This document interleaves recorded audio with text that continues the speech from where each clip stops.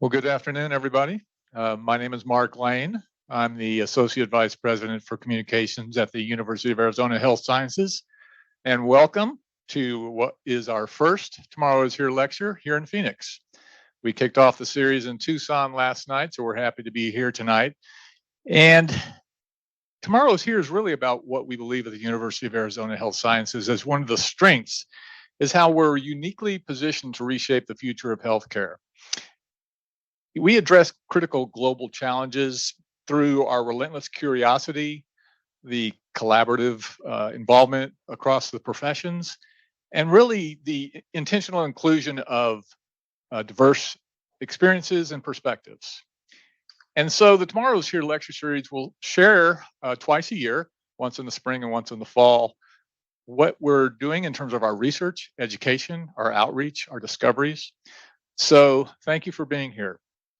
Tonight's lecture is titled Precision Healthcare for All, the University of Arizona Health Sciences Center for Advanced Molecular and Immunological Therapies. It'll be presented by Dr. Michael Dake, who is the Senior Vice President for Health Sciences. In addition to leading health sciences, Dr. Dake is a researcher, clinician, educator, and he's internationally known for pioneering image-guided therapies. So please join me in welcoming Dr. Dake.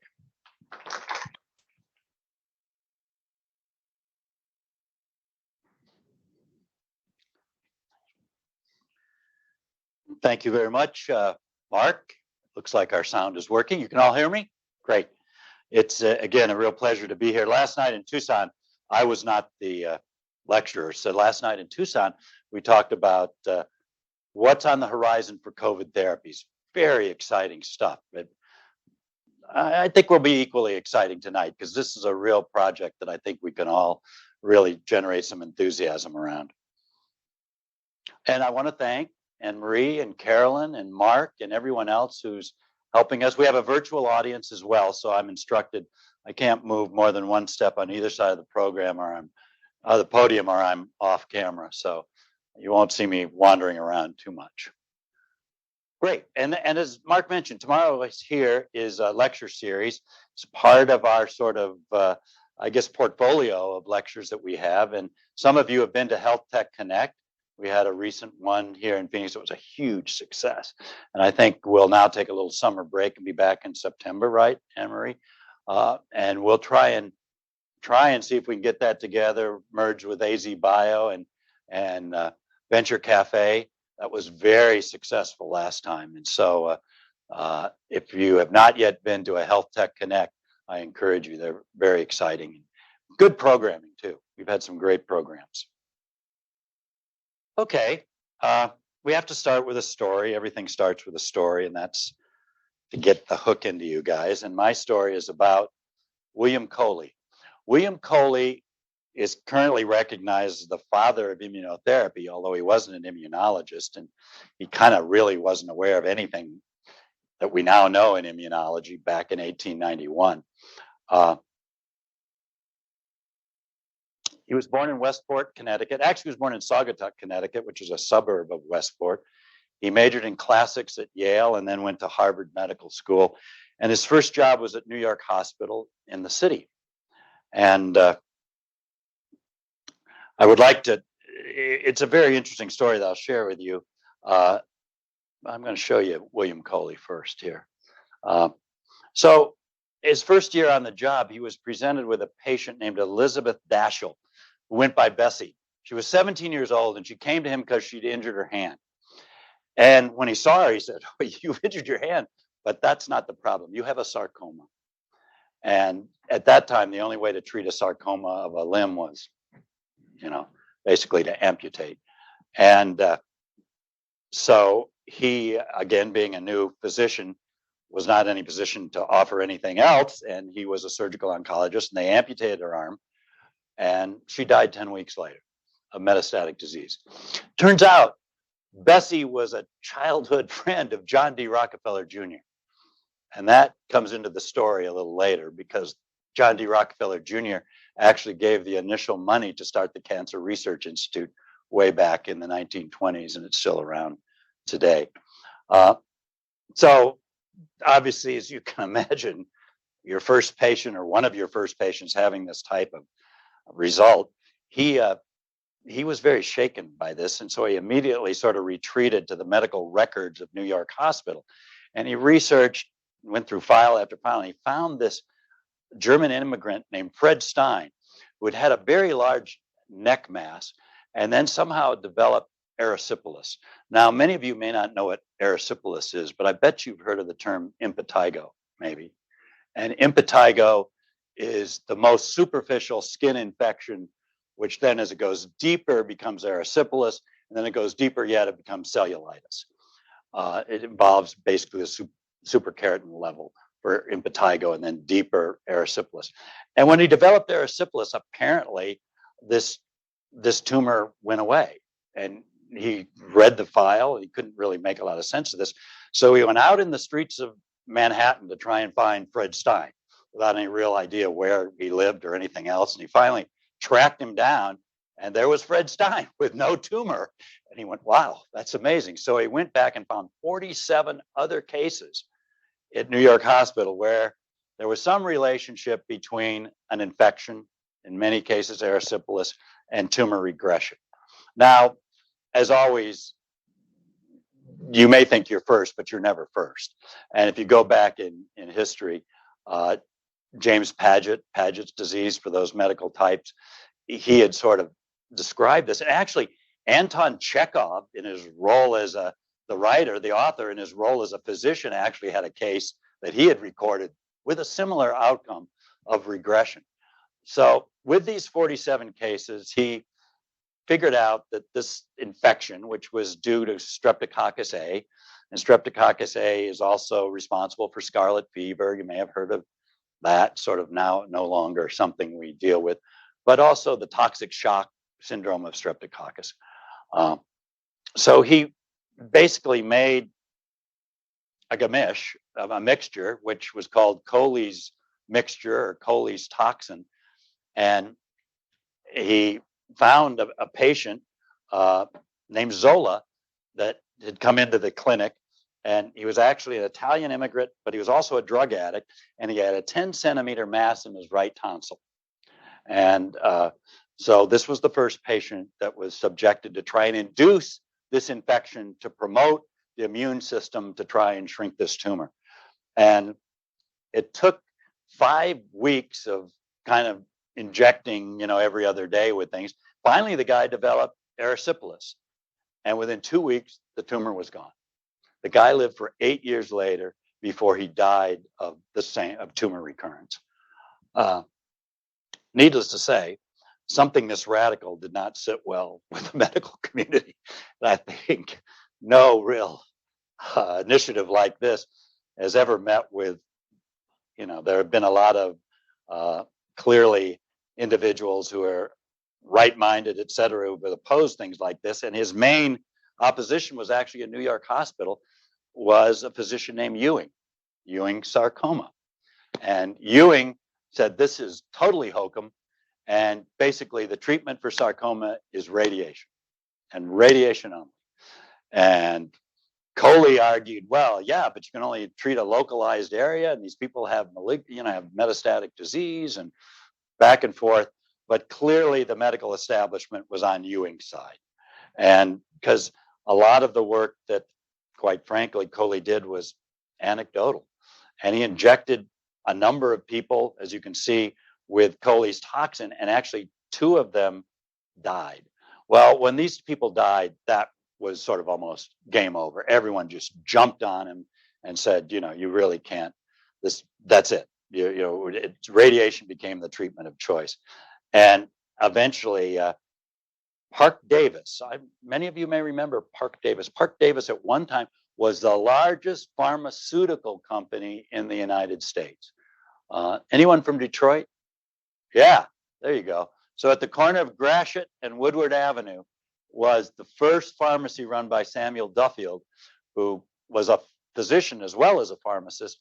And after a couple of years of running that, he sold to Park, and Davis came on and became Park Davis. So Duffield isn't really recognized, but they took on Coley's toxin, and We're selling it, but in fairly small volumes, and radiation was the group of choice.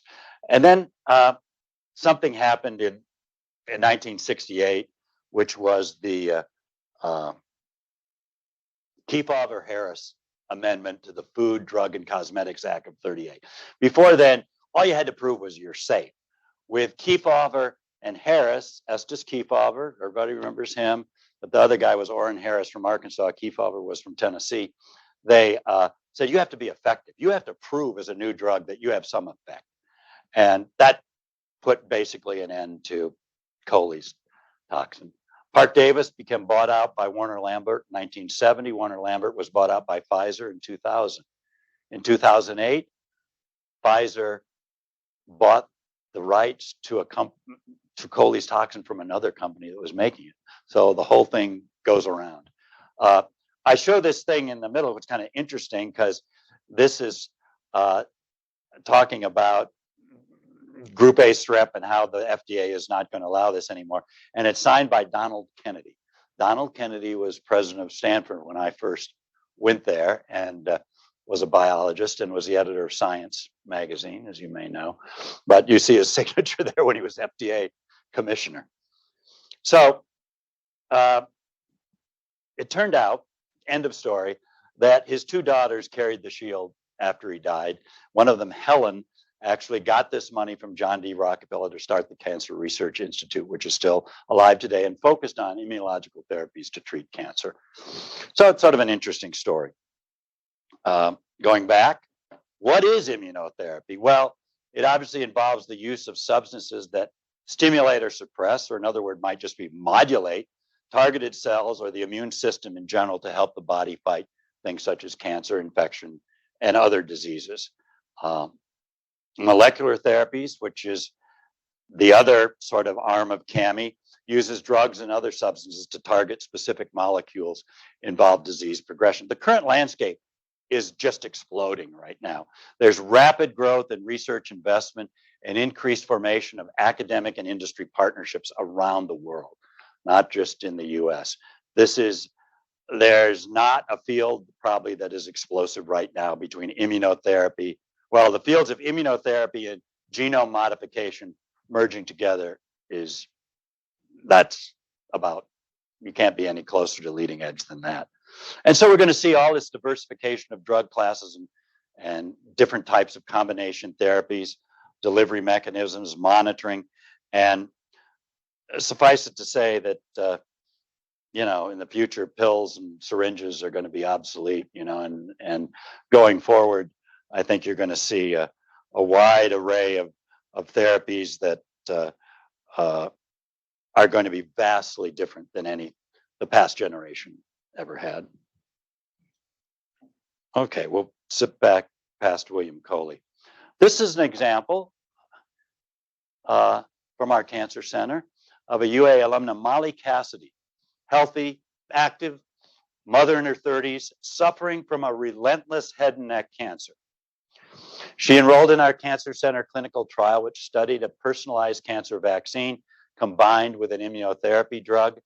The personalized vaccine was developed by identifying Molly's unique cancer mutations within the tumor and creating a set of genetic instructions to load onto a single molecule of messenger RNA. This is really leading edge stuff. And fortunately for Molly, the genetic instructions taught the immune cells how to identify and attack the abnormal cancer cells. And within a year of treatment, Molly was in complete response with no signs of cancer. So this activity is ongoing at the U of A now. Head and neck is sort of our poster child. The rest of the country, melanoma, of course, has vaccine initiatives going. You're going to see this now move rapidly from what might be considered hematological tumors, lymphoma, leukemia, things like that, to the much more complex solid tumors. But that's the future. And that's what we hope CAMI will be part of. So many molecular immunological therapies are already in place, and they result from earlier identified opportunities. So up until now, you might say, going back to Coley, that the potential for this to really revolutionize the field has been nothing more than a cliche. But every one of these things is laying a foundation of knowledge that helps us in our understanding. And now we're starting to see the fruits of that as we go forward. The future state is fairly wide open.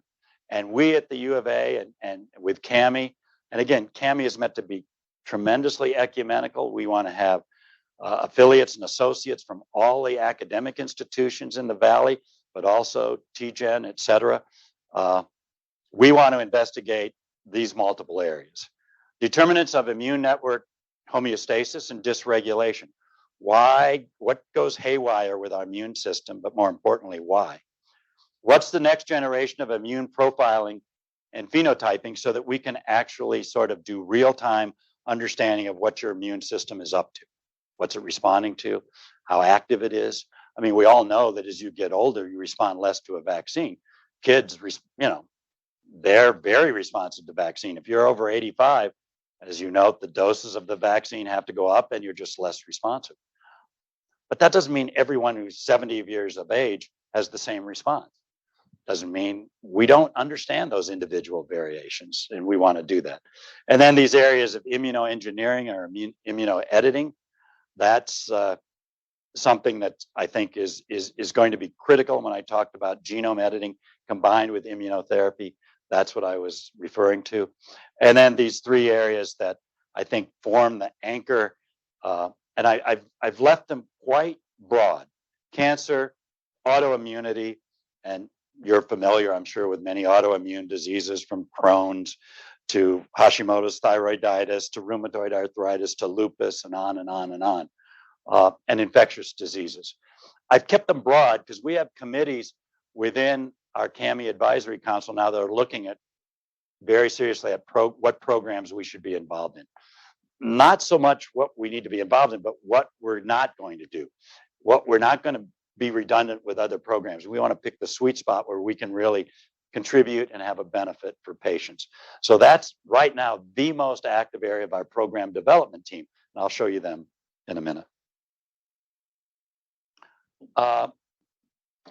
We expect CAMI to be nothing short of a national biomedical research hub located here in Phoenix. That's the goal. That's what we're going for.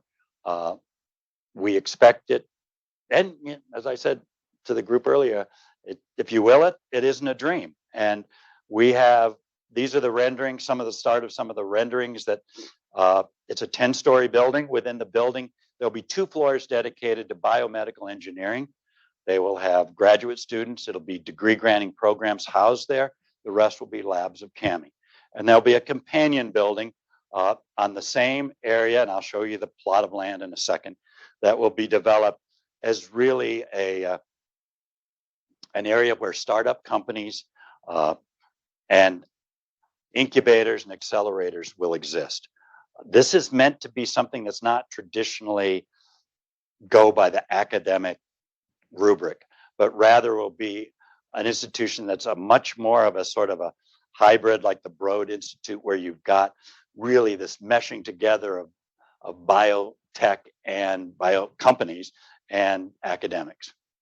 And we hope that this is going to increase the tempo and flow of beneficial therapies coming out of it. Okay. What we see here is looking 7th and Fillmore. And you can see in the background the buildings that pre-exist. That's a parking lot now, okay? And you'll see it when you go outside. These 2 buildings are both going to be on the parking lot, and they'll be connected in some form, which we haven't really figured out, by restaurant, possibly retail, auditoriums, instructional spaces, et cetera. But there will be a through path that I'll show you in a second. I don't know. Well, I'm not sure I can point, but the area in the center that says you can see the parking lot. This is considered, just to give you a little PBC primer. And as you know now, it used to be the Phoenix Biomedical Campus, is now the Phoenix Bioscience Core. That's still PBC, so you don't have, the acronym exists, but you don't have to remember, get a new one. But that area that this CAMI is going to be located on is referred to as the super block. Okay. And the super block involves the area down there where the old Union High School, historic buildings, R2 buildings for COMP, TGen, a parking garage, et cetera. And the dark gray parking lot is where CAMI is going to be at the corner of Fillmore and 7th. Hopefully everyone's oriented to that. This is just an example of, and I don't hold me to all of these design characteristics because the architect who made this is the same architect who made HSIB down in Tucson and a number of buildings at the U of A. Co-architects out of LA and very highly regarded and numerous awards for their designs. And you can see the CAMI building, which will be 10 stories, and the smaller, what we're calling right now, Research and Innovation building. It's really the incubator accelerator building, which will be 5 stories. There's going to be, as I mentioned, a restaurant, not a grab and go cafe, but a full-on restaurant. We'll have outdoor dining. When they put these large sort of sunscreens on there were not only thermal but wind studies have already been performed, because where our reception is tonight, if you choose to go right out here, is called the Canyon. When I go to the Canyon, and you'll go to the Canyon, you'll see there's some noise challenges, and there's also some wind challenges. I often feel like I'm in Manhattan in an apartment building going out, trying to close the door or something, But they have designed this because I made them go out and do all these thermal sun studies, as well as, so all of these sort of sunshades and the coverings have been tricked out based on that. As I mentioned, the 4 areas of research. The immune system monitoring is the 4th one. It's really immune profiling, and I think that's going to be a critical part in this building. Again, the programming right now is looking for actually having manufacturing facilities, various core labs that people in the smaller building could contract back with us for services to help their initiatives move forward. This 10-story building is 293,000 square feet. It's designed to house 42 principal investigator-led research groups and 15 bioengineering research groups. This is a very large commitment for the University of Arizona, not just for the university, but very importantly for the city of Phoenix and the county of Maricopa. This is, we feel, going to be an anchor that for the foreseeable future will be something that will be a beacon for people who are involved in this type of activities. But there's a lot of competition. UCLA is involved in this, and a number of others in building their own. But I think we have a lot of energy and momentum right now, and I want to capitalize on that. We again want to have connections with partners in a very ecumenical way. All of our academic colleagues, including Mayo, Creighton, TGen, et cetera. We want to have programs that allow them to easy collaboration, potentially hoteling within labs, to work very closely with investigators within CAMI. Again, some more renderings.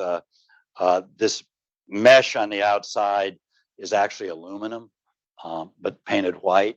And if you wondered what that was, of course, my first question is, where has this been done before? We don't want to be the first, but there's quite there is quite an install base of this. So, and you can see the dining down below, both indoor and outdoor dining.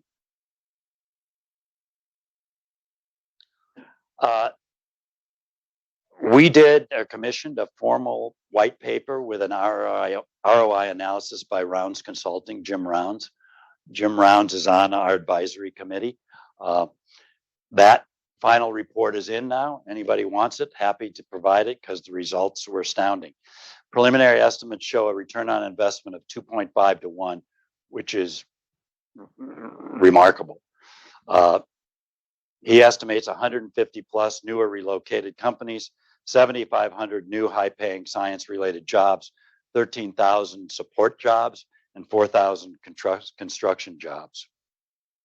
That translates dollar-wise into 3.9 billion increase in economic activity in the state, 1.8 billion plus in total increase in wages in the state, 430 to 530 million in new state tax revenues over the first 10 years of operations, 21.7 million in construction related tax revenue, and then locally 140 to 170 million in new local tax revenue, with 12.3 million in construction related local tax revenue.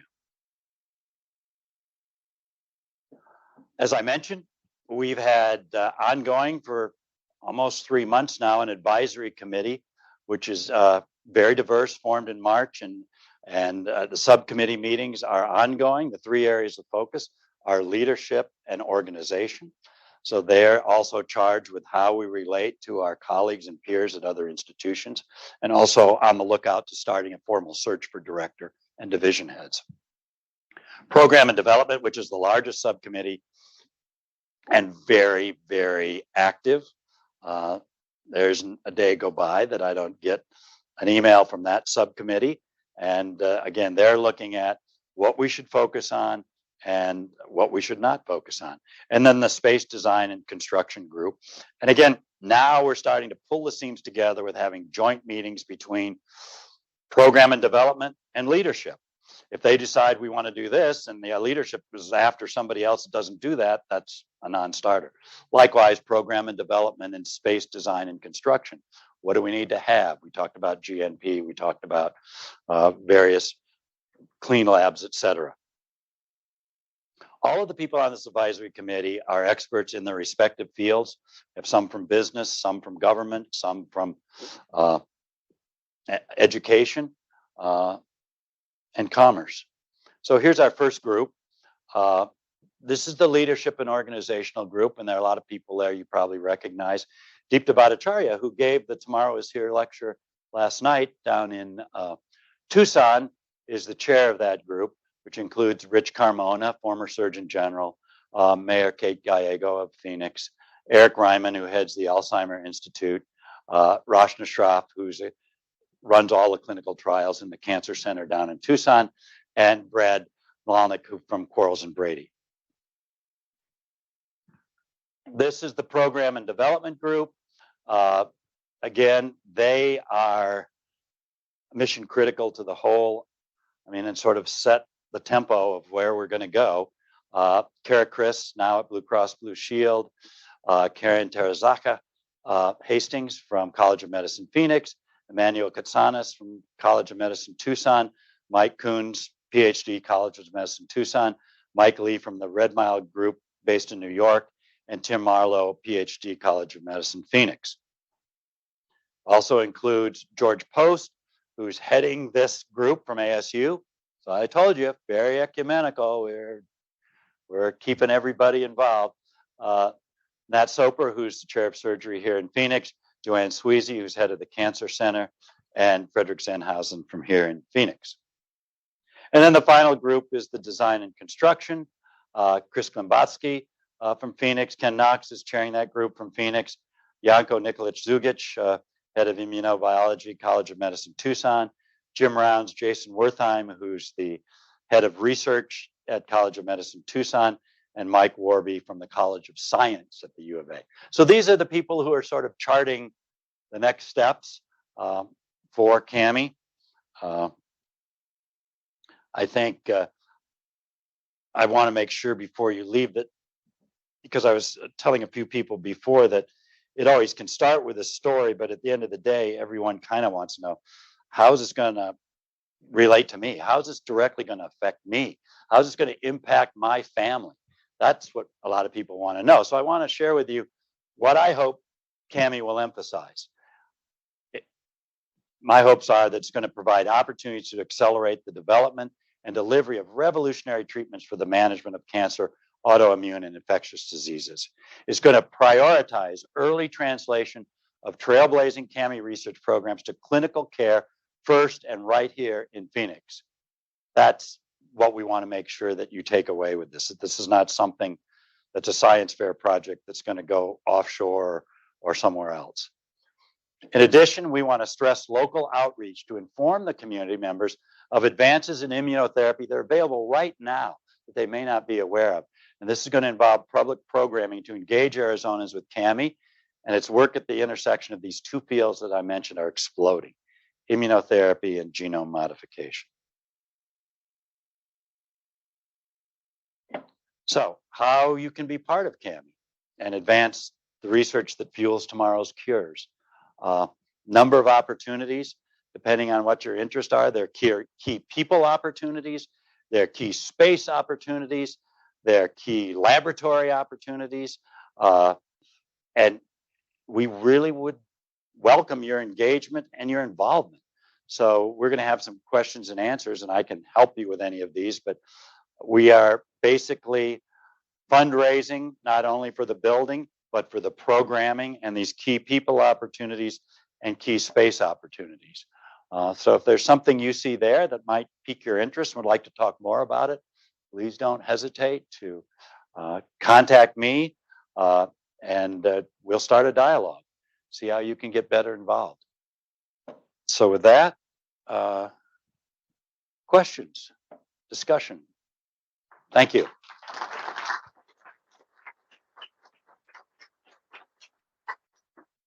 Questions? Yes, Fayez. Wonderful, ambitious, really project. And I support it 100%. For you who don't know me, my name is Faiz Gishan. I'm the director of the Steel Chiller Research Center in Tucson. I want to emphasize one point about the autoimmunity, because that's a pediatric disease. I'm a pediatrician, of course, by training.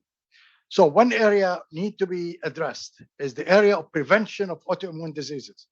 My collaborators at Vanderbilt and myself, we have a grant. We are studying 1,000 days of a human being. That is from inception until 2.5 years of age.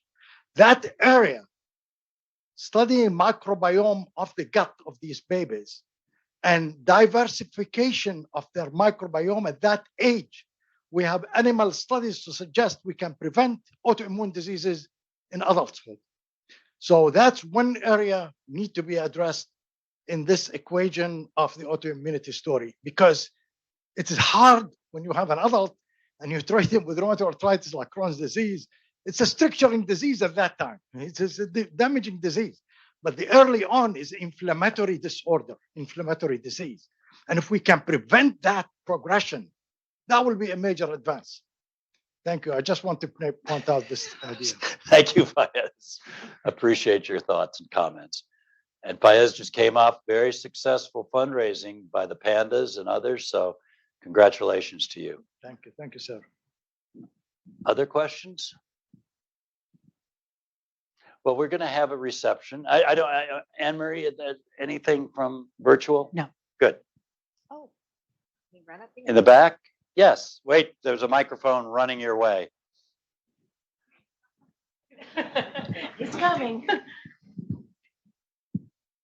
Hi, Carrie Simmons from the All of Us Research Program. Oh, yeah. So Good. I'm just curious, how are you going to ensure the equitable access to not only the research being done, having a diverse population in there, but also that the researchers are diverse?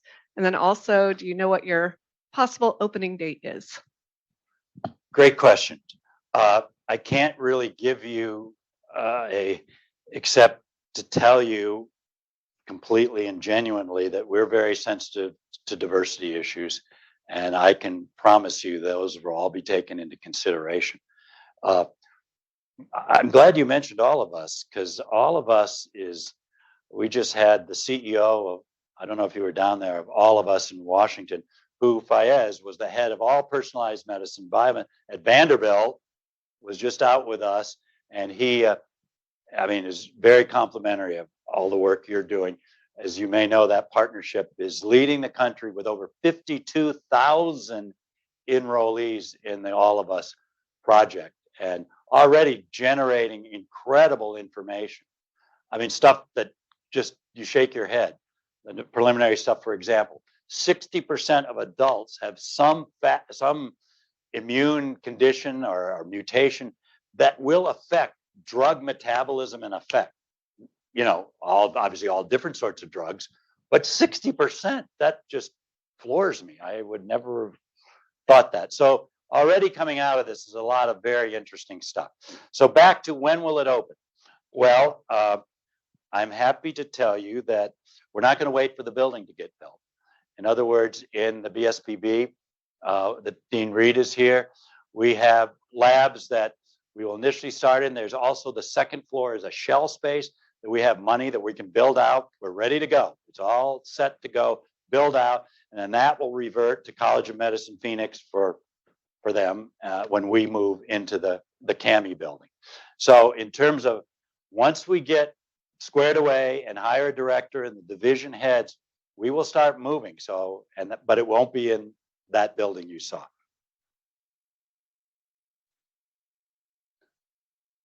Well, anything else? The reception is going to be out here. I might. Oh, Mark, did you have?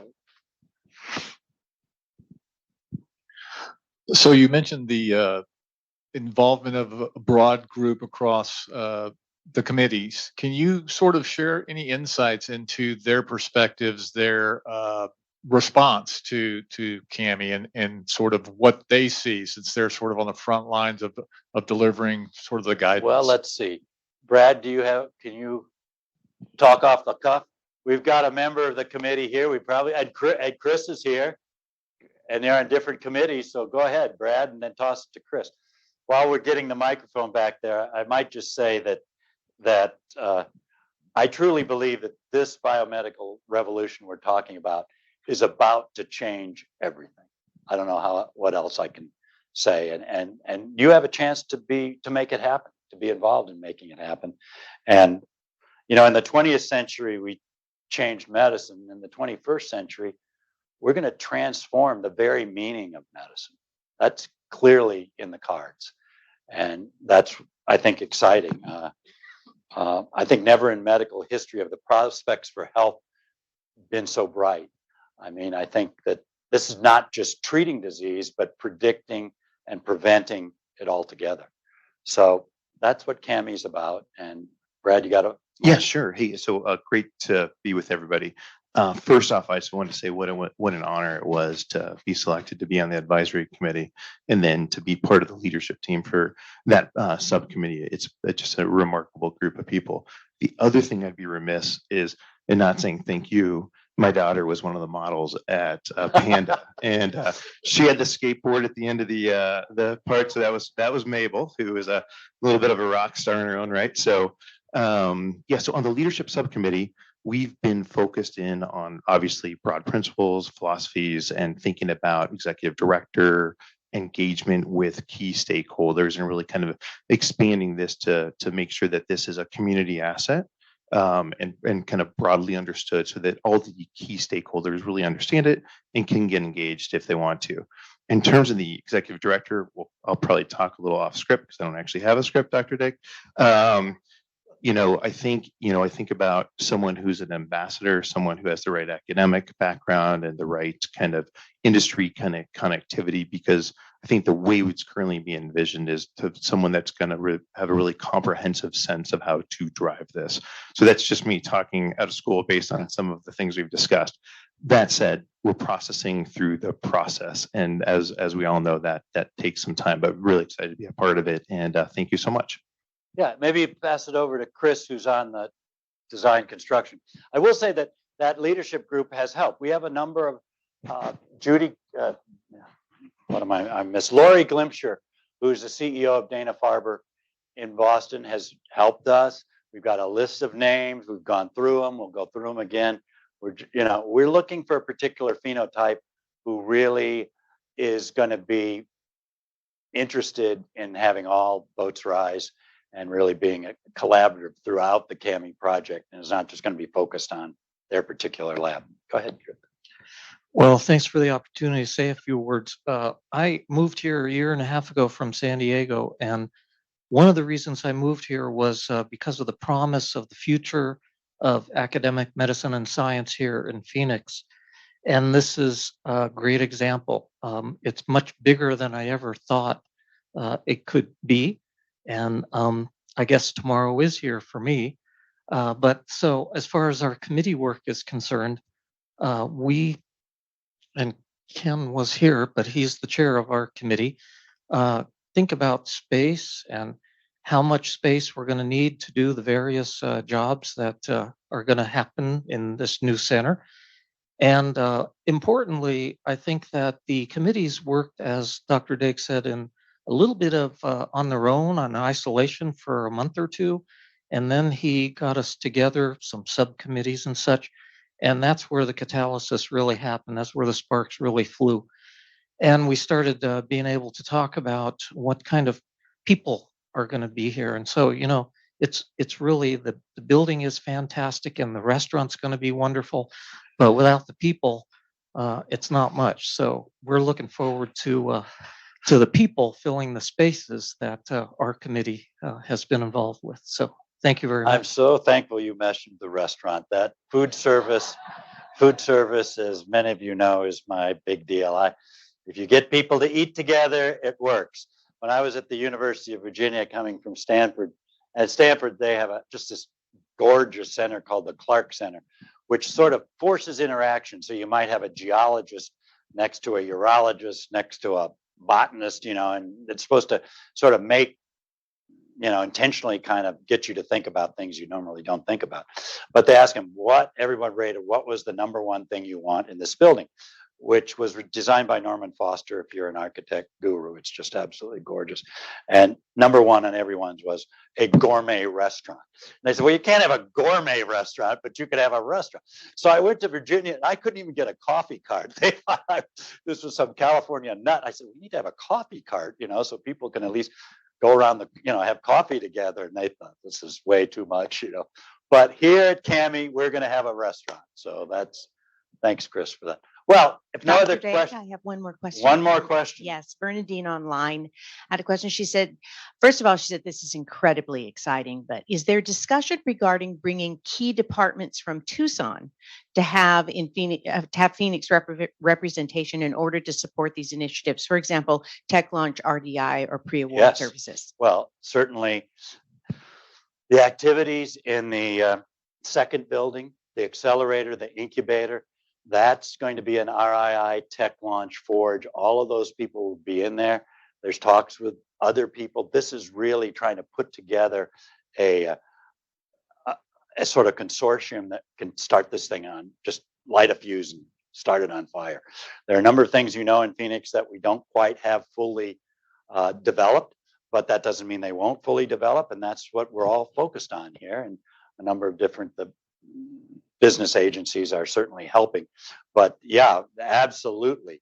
We will have that there. And from faculty's minds, companies may wish to spin out.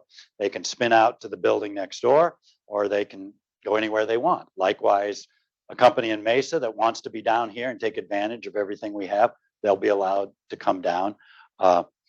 It's my kind of hang up. Everyone in Tucson kind of wanted that function to be in CAMI itself. And it was my, decision that I didn't think it was a good idea, that you had to have at least some separation between the private business interests and academic labs, that you couldn't, people moving between doors and equipment and reagents moving around. I don't want to police that, yet there are real compliance issues that I wasn't particularly interested in, especially if we could get them, in a place that would work even better for them, so they could just walk across and be in their company if they wished. Yes, Vicki.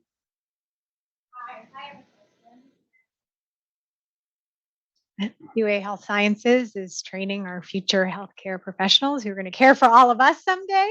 Already are, but as we age, they will be the ones caring for us. Could you talk a little bit about the opportunities for our students and our future students to interact in the research that's happening in CAMI? And Oh yeah, this is if done well and executed correctly, all boats will rise. It'll be good for COMP. It'll be good for students, whether they're in Tucson or here. It'll be good for students across, not just medical students, but across all the health sciences. This is an opportunity, I think, to really up our game, kick it up a notch. And so I can't really get into the programs, but certainly our goal is to create the synergy and collaboration that will allow better flow between Tucson and Phoenix in these areas. I mean, of course, down in Tucson, what they're saying is, why is this in Phoenix? Why aren't we doing this in Tucson? This is where the resident expertise is, Tucson. Why are you all immunobiology? Everyone's down there. Why are you doing it up here? It's the right thing to do. This is where the people are. This is what we need to commit. And U of A wants to make this commitment. So thanks very much. We'll see you at the reception. Appreciate it.